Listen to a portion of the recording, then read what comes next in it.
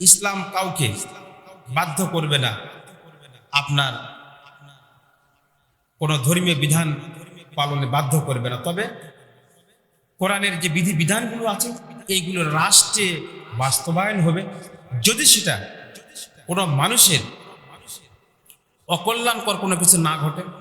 যেমন ধরেন, ইসলাম যদি প্রতিষ্ঠা হয়, ইসলামের রাষ্ট্র ব্যবস্থা যদি কায়েম হয়, দেশে যত ধরনের ধর্মাবলম্বী রয়েছে তারা সবচাইতে বেশি সুবিধা ভোগ করবে। কোনো দেশের যদি ইসলামী রাষ্ট্র হয়, সেই দেশে সংখ্যালঘু বলে কোনো কথা থাকবে না, সকলেই হবে ওই দেশের নাগরিক। এতদিন আমরা শুনেছিলাম যে ধর্ম যার যার উৎসব সবার, এরকম কিছু নেতা স্লোগান দিতে কি দিনতন বলেন। আসলে এইটা একটা ধান্দাবাজি কথা। উৎসব মানে তার মানে কি? ধর্ম হিন্দুদের, ধর্ম বৌদ্ধদের, আপনিও আসেন, আপনি উৎসব করেন, আমাদের সাথে মিশে গিয়ে থাকেন, এই জন্য আপনাকে আহ্বান করে। তো তাহলে মুসলমানদের অনুষ্ঠানে তো কোনো হিন্দু কোনো বৌদ্ধকে এ পর্যন্ত দেখলাম না। আসলে স্লোগান হবে ধর্ম যার যার, রাষ্ট্র সবার। কি বললাম? ধর্ম যার যার, রাষ্ট্র সবার। এই দেশ আপনার আমার সকলের, হিন্দু বৌদ্ধ মুসলিম খ্রিস্টান সকলের সমান নাগরিক সুবিধা ভোগ করবে। আর ইসলাম নারীকে ঘরের মধ্যে আটকায় রাখবে, এটাও একটা ভ্রান্ত কথা। নারী শিক্ষালয়ে যেতে পারবে, শিক্ষায়িত্রী হতে পারবে, যে কোনো পেশায়, হালাল পেশায় সে যেতে পারবে, শর্ত হচ্ছে পর্দা মেনে তাকে চলতে হবে। অনেক হুজুর ফতোয়া দেন ছেলে মেয়েদেরকে মাদ্রাসা তো অবশ্যই পড়াবেন, দিন শিক্ষা করা। এই যে আমি এখানে কথা বলতেছি, এখানে কি আমি আপনাদেরকে ওযু গোসলের যদি আমি আলোচনা করি, তাহলে আমার কি আলোচনার হক আদায় হবে বলেন? এইগুলো তো হচ্ছে এবিসি, এগুলো তো আপনাকে প্রাতিষ্ঠানিক শিক্ষা নিতে হবে আপনার বাবা মার কাছে, আপনার মা বাপের কাছে, আপনার মক্তবে শিক্ষা নিতে হবে, মাদ্রাসায় শিক্ষা নিতে হবে। এখানে যদি আসে ইমাম সাহেব এইগুলো আবার নতুন করে শিক্ষা দেয়, তাহলে তো তার মূল যে মেসেজগুলো, এই মেসেজগুলো তো সমাজে সে দিতে পারবে না। কথা বলে ঠিক কিনা? তবে আমি ট্রাই করতে পারি, আমি দু একজনকে এরকম একটু জিজ্ঞাসা করে তার আইকিউ সম্পর্কে, তার নলেজ সম্পর্কে আমি একটু ধারণা, এইটা জানার অধিকার আমার আছে। আবার প্রয়োজন হলে আমি সময় পেলে সে ধারণাগুলো আপনাদেরকে আমি দেব। কিন্তু আপনারা কখনোই নির্ভর হয়ে থাকবেন না যে ইমাম সাহেব আমাদেরকে ওযু গোসলের মাসলা মাসাইল শিখাবে। এইটা একেবারে প্রাথমিক ধারণা। এই ধারণাগুলো আপনারা কাছের মানুষের কাছ থেকে নেন। আমি এই যে অল্প পরিসরে আপনাদেরকে যদি এত ছোট বিষয়ের ধারণা দিতে যাই, তাহলে আমার মূল যে লক্ষ্য উদ্দেশ্য, একটা আলোচনার মেসেজ সমাজে রাষ্ট্রে মানুষকে দেওয়া, এই জিনিসটা থেকে আমি বঞ্চিত হব, মানুষ বঞ্চিত হবে। ভাইরা আমার, আসেন, ইসলামের মধ্যে আপনার আমার শান্তি এবং কল্যাণ নিহিত রয়েছে। আপনি যে কাজগুলি করেন মুসলিম হিসাবে, এই কাজগুলির মধ্যে যদি মানুষের কল্যাণ উদ্দেশ্য থাকে, তাহলে প্রত্যেকটি কাজই আপনার জন্য ইবাদত। বলুন সুবহানাল্লাহ। আপনি মানুষকে ভালোবাসবেন, এই ভালোবাসার মধ্যেও কল্যাণ রয়েছে। প্রতিহিংসা এটা ইসলামের শিক্ষা নয়। আপনি অতীতকে ভুলে যান, সামনের দিকে এগিয়ে চলুন।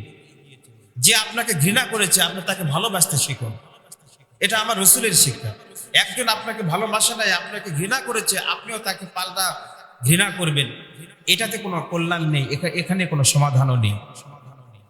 ভাইরা আমার, এই জন্য হচ্ছে আপনি সোশ্যাল ইনক্লুশন আপনাকে করতে হবে। সামাজিক সম্পৃক্ততা, আপনার ভিতরে যে কল্যাণ রয়েছে, আপনার ভিতরে যে প্রতিভা রয়েছে, এইগুলো মানুষের মধ্যে স্প্রেড করে দিন। আপনার পক্ষে যতটুকু কল্যাণ করা সম্ভব মানুষের পাশে আপনাকে দাঁড়ান। ইসলাম হচ্ছে মানবতার ধর্ম। ইসলাম কি ধর্ম বলেন? মানবতার ধর্ম। ইসলামের মধ্যে কোনো হিংসার স্থান নেই, প্রতিহিংসার কোনো স্থান নেই। ইসলাম মানুষকে ভালোবাসতে শেখায়, ইসলাম মানুষকে কল্যাণের কথা বলে। এজ এ ম্যান হিসাবে আমিও সেটাই চাই, সেটাই আপনাকে আমি মেসেজ দিতে চাই। ভাইরা আমার, আমার রসুলকে আপনি অনুসরণ করুন। তিনি কিভাবে জীবন পরিচালনা করেছেন? তিনি নবুয়ত পাওয়ার আগে থেকে সামাজিক কাজগুলি করেছেন, কি করেন নাই বলেন? মক্কাতে মানুষের কল্যাণে তিনি সময় দিয়েছেন না দেন না? পাহাড়ের গুহাতের মধ্যে শুধু আল্লাহর ধ্যানে ছিলেন?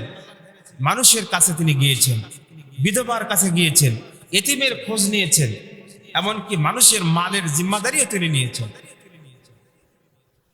এই জন্য তাকে বাল্যকালে, তখন তো মুসলমান তৈরি হয় নাই, ইহুদি খ্রিস্টান অন্য ধর্মের যারা অনুসারী ছিল তারা তাকে নাম দিয়েছিল কি? আল আমিন, সবচাইতে বিশ্বাসী। এমনকি তাকে যে পছন্দ করতো না বংশের কারণে, সৌন্দর্যের কারণে, এমনকি তিনি যখন দিনে হকের কথা বলতেছিলেন তখনও কিন্তু মক্কার কাফেরেরা কি করত? বিরোধিতা করত, কিন্তু নিজের আবার সবচাইতে দামি মূল্যবান জিনিসটা কিন্তু আমার রসুলের কাছে কিন্তু আমানত রাখত। এইটা কি কারণে হয়েছে? তার নিজের আমানতদারিতা, তার সততা, ইনসাফ এবং ন্যায়পরায়ণতার কারণেই যেটা হয়েছে, তাই কিনা বলেন? তাহলে আমার রসুলের কাছে যদি ইহুদি খ্রিস্টান ইসলাম বিরোধীদের যদি আমানত যদি সবচাইতে নিরাপদ থাকতে পারে, তাহলে সেই নবীর ওয়ারিস যারা, নবীর যারা দায়িত্ব পালন করে সেই লোকগুলোর মধ্যে আমানতদারিতা এটা থাকা জরুরি কি জরুরি না বলেন? এবং এই আমানতদারিতা আপনি সমাজের মধ্যে প্রচার করে দেন, আপনার গ্রহণযোগ্যতা বাড়ান এবং এইগুলোর মাধ্যমে আপনি ইসলামকে সম্প্রসারিত করুন। মানুষের মধ্যে ঘৃণা, দলাদলি, ফটকাবাজি, ফতোয়াবাজি এইগুলো বন্ধ করুন। লোভ, হিংসা, অহংকার এইগুলো থাকা যাবে না। আর যারা রাজনীতি করতে চান তারা জনগণকে ভালোবাসুন, জনগণের আস্থা অর্জন করুন। আপনি কেন্দ্র দখল করে আপনি ভোট করবেন সেই সুযোগ আর আপনি পাবেন না। আপনাকে যদি এমপি হতে হয়, চেয়ারম্যান হতে হয়, উপজেলা চেয়ারম্যান যেই বলেন না কেন, আপনাকে যদি হতে হয় মানুষের কাছে আসুন, মানুষের কল্যাণে আপনি সময় দেন। এই মানুষগুলো আপনাকে every action has a reaction. আপনি যখন মানুষকে কিছু দিবেন মানুষও আপনাকে প্রতিদান দিবে। কিন্তু মানুষের ভিতরে আপনি হিংসা বিদ্বেষ ছড়াবেন, দলাদলি, পুলিশি হয়রানি, মিথ্যা মামলা এইগুলো করবেন, আবার জনগণ আপনাকেই চাবে, এইটা কখনোই সম্ভব নয় ভাইরা আমার। এই জন্য মুসলিম হিসাবে আমরা প্রত্যেকটি কাজের মাধ্যমে আমরা আল্লাহ পাকের সন্তুষ্টি অর্জন করার চেষ্টা করব। আপনি যদি একজন মানুষকে সালামও দেন, নেকি আছে কিনা নাই বলেন? সালাম যদি না দিয়ে, সালাম তো অবশ্যই দিবেন, তারপরে তো আসসালামু কাবলাল কালাম, আপনি অন্যান্য কথাবার্তা বলার আগে সালামটা অন্তত দেন। আপনার ছোট হোক বড় হোক, ছোট দেয়নি তাই বলে আপনার বড় হয়ে যে তাকে দেওয়া যাবে না, এটা কি ইসলামী নিষেধ আছে বলে? নেই। বরং আল্লাহ রসুলের থেকে বড় আর কেউ ছিলেন না। সেই রসুল কি সাহাবীদেরকে সালাম দিতেন না আগে? এমনকি তার জামাতা হযরত আলীকেও সবার আগে সালাম দিতেন। হযরত আলী তো একদিন দেখতেই পেলেন যে আমি আর মনে হয় রসুলকে আগে সালাম দিতে পারবো না। তো একদিন দেখলেন যে রসুল আসতেছে, উনি একটু গাছের আড়াল হলেন, আড়াল হওয়ার চেষ্টা করলেন যে আমি লুকিয়ে থাকবো, আর উনি যখন সামনে আসবে আমি আগে তাকে সালাম দেবো। তো আল্লাহ রসুল এই জিনিসটা খেয়াল করেছে। তো আল্লাহ রসুল ওই গাছের ওই পার থেকে তার সামনে আসার আগে তাকে সালাম দিয়েছেন। বলেন সুবহানাল্লাহ। এই হচ্ছে আমার রসুলের আদর্শ ভাইরা আমার। আমাদের এইগুলো তো আমরা প্রচার করি। আমরা তো কোনো হিংসা বিদ্বেষ দলাদলি মানুষের প্রতি অন্যায়, এতদিন আমাদেরকে অনেক কিছু অপবাদ দেওয়া হয়েছে, জঙ্গিবাদ, মৌলবাদ নাম করে আমাদেরকে হয়রানি করা হয়েছে। আবার বলা হয়েছে হুজুরেরা নাকি দেশটা খাইছে, বলতো কি বলতো না বলে? কিন্তু আপনি বলেন যে এত সরকার গেল, এত দুর্নীতি দমন কমিশনের ধরপাকড়, কোন হুজুরের বাড়িতে অবৈধ সম্পদ পাওয়া গেছে বলেন? তাহলে এরা দেশটা কেমন করে খেলো? বরং যারা মানুষের সেবা করার কথা বলে ক্ষমতায় গিয়ে এমপি মন্ত্রী হয়ে কোটি কোটি টাকা, এমনকি টাকার জাজিমে, টাকার জাজিম মানে যে তোষকের নিচে, মানে যার শরীরের নিচে তোষক থাকে সেখানে টাকার জাজিম বানিয়েছে, তোষক বানিয়েছে, সেইখানের উপরে ঘুমাতো সেই মন্ত্রী। নাম বললে হয়তো আপনারা অনেকে অসন্তুষ্ট হবেন, শুধু আমি মূল কথাটা বললাম। তাহলে এই লোকগুলাই তো আমাদেরকে মৌলবাদ বলতো, জঙ্গিবাদ বলতো, এমনকি আমাদেরকে দেশ খাইছে। এরা এই কথাগুলো বলে আসলে মানুষের কাছ থেকে আমাদের দূরত্ব সৃষ্টি করার চেষ্টা করত, মানুষের মন থেকে আমাদের ভিতরে একটা ঘৃণা তৈরি করার তার চেষ্টা করত।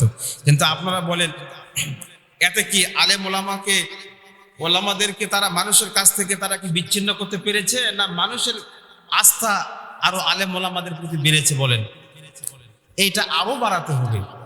সোশ্যাল ইনক্লুশন, সামাজিক সম্পৃক্ততা, এইগুলো আমাদেরকে ঘটাতে হবে। এই জন্য দেখেন, বিশ্বের যে সমস্ত রাষ্ট্রে ইসলামী দলগুলো ক্ষমতায় এসেছে, তাদের মূল কাজ ছিল তারা সোশ্যাল ইনক্লুশন করত, সামাজিক বিভিন্ন কার্যক্রম, তারা এতিমখানা তৈরি করত, তারা মানুষের পাশে সাহায্যের হাত বাড়াতো। বন্যা হলে, আপনি অভাবে পড়লে, ভূমিকম্প হলে, এই সময়গুলোতে তারা মানুষের পাশে সাহায্যের হাত বাড়িয়ে দিত। হাসপাতাল বানাতো, শিক্ষা প্রতিষ্ঠান বানাতো, এইগুলোর মাধ্যমে তারা ইসলামের দাওয়াতগুলো পৌঁছে দিত।